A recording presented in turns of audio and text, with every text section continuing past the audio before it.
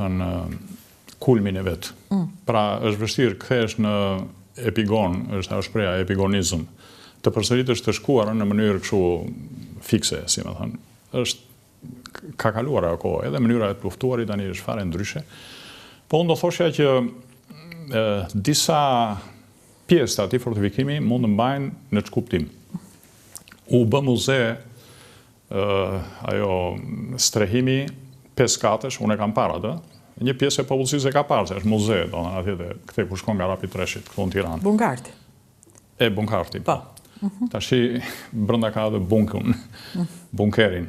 Unë e kam parë, ajo është e 5 katëshe. Kishte zyra, kishte sallë mbledhjesh, kishte shumë facilitete që i lejonte shtabit të përgjithshëm dhe një pjesë të leadershipit shqiptar për të drejtuar që andej.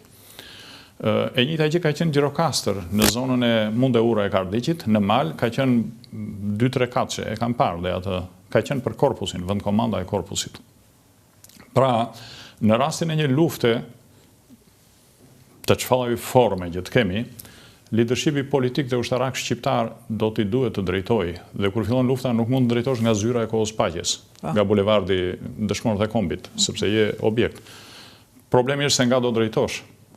Pra, në këto momente, leadershipi jonë nuk ka një vend të përshtatshëm për të drejtuar luftën. Po mund të futesh te ky muzeu, ose muzeu i shtetit shqiptar është pra? Muzeu nuk është thjesht për të strehuar kokën, sepse atje ka qenë me telefoni, ka qenë me sistem komandimi, ka patur shumë... Të cilat janë prishur. Të cilat janë prishur, nuk funksionojnë më. Dhe doja të thosha këtë që një nga problemet e kohës moderne, që tregoi dhe Ukraina, është drejtimi i trupave. Se çfarë problemi tregon Ukraina? Ka qenë një shprehje dikur që përdorej në monizëm, që pa ndërlidhje nuk ka komandim dhe pa komandim nuk ka fitore. Tashi, ndërlidhja e sotme përgjohet shumë, është shumë sepse bazohet mbi radion. Pra, një pjesë, ju e dini, kemi dëgjuar të gjithë në Ukrainë, që Ukraina me shumë sukses përgjonte radiokomunikimet ose telekomunikimet me celular të ushtarve me familjen, ushtarve rus me familjen e vera. Për arsye se Rusia, për një numër arsyesh, një pjesë të mirë të drejtimit të saj, të komandimit, pra të komunikimit, e kishte outdated, do më thënë jashmode, të vjetruar. Tashi, ne kemi probleme të tilla në ushtrinë shqiptare. Pra, në rastin e një lufte, ne do kemi vështirësi të mëdha për të drejtuar në mënyrë të fshehtë, se mund drejtosh, drejtohet me celular, po që drejtosh me celular kur e ka Vodafone, e ka kompani greke, ose e ka kompani e huaj, nuk mund drejtosh me celular. Dhe unë nuk e di se si, në këto momente, politika shqiptare vazhdon të përdori celularët e zakonshëm politika shqiptare. Për shembull, ky presidenti i Amerikës, domethënë ka sisteme të koduara. Obama kur erdhi ishte mësuar me atë BlackBerry, edhe ishte shumë i familiarizuar me atë, dhe ata i bën një BlackBerry apostafat, po që ishte i koduar, sepse që president tani nuk mund të komunikonte më, të jepte mesazhe me të siç bënte kur nuk që president. Pra, një nga problemet tona domethënë do të jetë drejtimi. Drejtimi në kuptimin për të strehuar nga vendi dhe pastaj për të komunikuar. Pra, mediumi, si do komunikosh?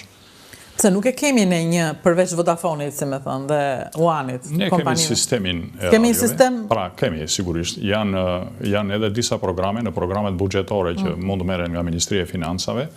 Ka programe për kryesisht për internetin, po janë në nivel strategjik. Se sa të koduara, sa të sigurta janë, nuk e di. Por nuk kemi, sepse nuk është fjala vetëm atje, por bëhet fjalë edhe për nivelet e poshtme. Pra në nivelet e poshtme, me sistemin e radio komunikimit, ne kemi probleme. Në kohën e monizmit kishte, pra komunikimi bëj me telefon, me radio, me sinjale, me radio. Po pra, këtë duhet të di si bëj komunikimi, ja për shembull, mua më qelloi vetë në Gjirokastër. Në Gjirokastër tek ai tuneli i luftës. Po, te komiteti, te bashkia. Te bashkia, po u futëm. Vajzat që djem që më shpjeguan çfarë ishte se kishin idenë, me shkuptova, kishin një letër, ja u kisha dhënë dikush dhe atë lexonin.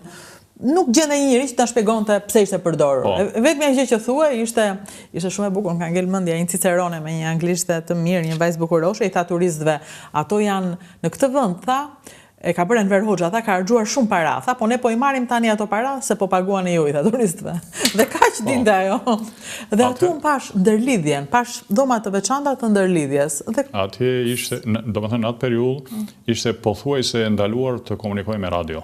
Nuk flitej pra me radio. Në rastin e pra ishin radio, për kohën ishin të mira, jo keq, po kishte një disiplinë të theksuar Jo, unë pash telefona atje. Të punës në radio. Pra e gjithë ndërlidhja, kryesisht ndërlidhja bëj me telefon.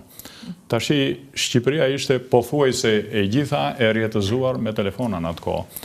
Dhe në terren malor, telefonat rrjetet telefonike ishte me normë kjo, duhet ishin mbi 80, pra më poshtë se 80 cm, nën tokë, në terren shkëmbor, me qenë që të mos dëmtoheshin nga artilleria dhe aviacioni armikut, kurse në terren fushor ishin mbi 1,5 metra, me qenë që mos dëmtoheshin nga traktorët, nga plugjet që punonin, që domethënë tokat bujqësore.